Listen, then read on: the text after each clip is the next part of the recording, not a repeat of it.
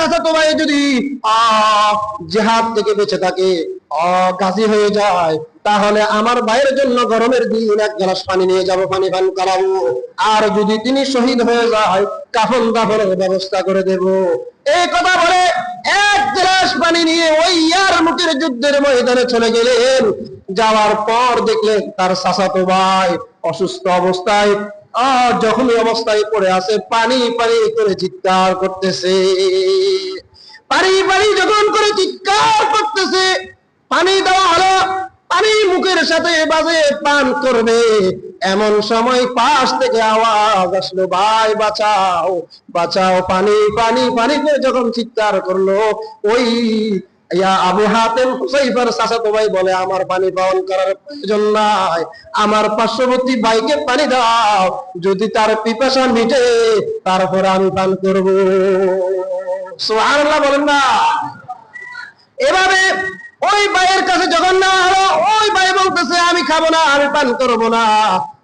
পার্শ্ববর্তী একদিক থেকে শোনা যাচ্ছে পানির চিৎকার, সুতরাং তাকে বাঁচাও, সে খায়া যদি বাঁচে তারপরে আমি পান করব। এরকম করতে করতে ময়দানের শেষ প্রান্ত পর্যন্ত চলে গেছে। শেষ প্রান্ত থেকে আবার ঘুরে আসতে আসতে দেখা গেছে একে একে সব শহীদ হয়ে গেছে, মৃত্যুর সাথে লড়াই করতেছে, মৃত্যু শয্যায় পতিত। এমন সময় তারা ভ্রাতৃত্ব, পরস্পর ভালোবাসা, মহাব্বত সেগুলো ভুলে নাই। বলেছেননি? ভুলে নাই, ভুলে নাই।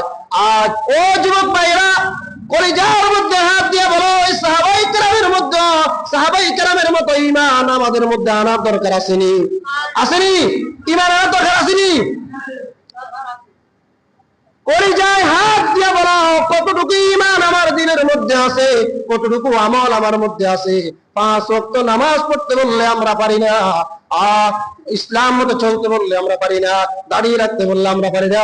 অথচ সাহাবায়ে কেরাম মৃত্যু শয্যা অবস্থায় এক সাহাবীর জন্য মায়া মহব্বত, ভাইয়ে ভাইয়ে ঝগড়া করে নাই, ভাইয়ে ভাইয়ে মিলতে, কিন্তু কাফেরদের সাথে অত্যন্ত কঠোর। কিন্তু দুঃখের বিষয় আজকাল আমার আপনার মুসলমান সমাজের মানুষ, বড় বড় আলেম নাম দিও, বড় বড় নেতারা দুর্গা পূজায় দল বল নিয়ে যায় তাদেরকে শুভেচ্ছা জানায়। কি জানায়? আমার আল্লাহর সাথে শরীক করতেছে, আমার আল্লাহ পাক সেটা অত্যন্ত রাগ। আর সেখানে আমি আপনি যাই যদি শুভেচ্ছা জানাই, আল্লাহ কি খুশি হবে? খুশি হবে? কিন্তু যদি আমার আপনার নেতারা যদি দলবল নিয়ে যদি সাঙ্গ ভাঙ্গদেরকে যদি নিয়ে মসজিদে আসতো, তাহলে সেটা কতই না ভালো হতো। যাই কোথায়? মন্দিরে। একেবারে সব 100 জন 200 জন নিয়ে মন্দিরে যাইয়া শুভেচ্ছা দেয়, স্বাগতম জানায়, লাখ লাখ টাকা দেয়, কিন্তু মসজিদে আসিয়া নামাজ পড়তে নিজেও আসে না, দল বলো কেউ নিয়ে আসে না। আফসোস। আর আপনার নবী সাহাবীরা এত আমলের মধ্যে এত ফাঁকাভুক্ত ছিলেন, এতই ফাঁকাভুক্ত ছিলেন, সময় কম শেষ করে দিচ্ছি, এতই ফাঁকাভুক্ত ছিলেন, জিহাদের ময়দানের মধ্যে সাহাবায়ে কেরাম কাফেরদের বিরুদ্ধে লড়াই করতেছেন, যুদ্ধ করতেছেন। এমন অবস্থায় মুয়াজ্জিন ডাক দিয়েছেন, আল্লাহু আকবার, আল্লাহু আকবার, হাইয়া আলাস সালাহ। ওই জিহাদের ময়দানের মধ্যে সাহাবায়ে কেরাম কাফেরদের সাথে মরণ রাজি, মৃত্যু শয্যা অবস্থায় জিহাদ করতেছে। এমন অবস্থায় তারা 2 পাঠ হয়ে যায়, এক পার্টি কাফেরদের বিরুদ্ধে অস্ত্র চালায়, আর একদল নামাজের মধ্যে দাঁড়িয়ে যায়। সুবহানাল্লাহ বলেন না। আগিয়া আইনে লড়াই মে अगर वक्त नमाज, आगिया आईने लड़ाई में अगर वक्त नमाज, क़िबला रूख ज़मी बोस हुई कौम हिजाज, क़िबला रूह के ज़मी बोस हुई कौम हिजाज।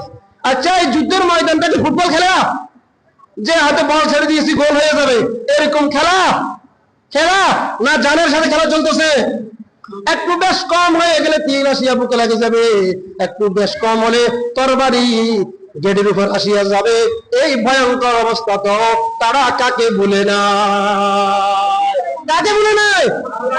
সেই ঈমান এখন আমাদের প্রয়োজন আসেনি, সেই আমল এখনো আমাদের প্রয়োজন আসেনি।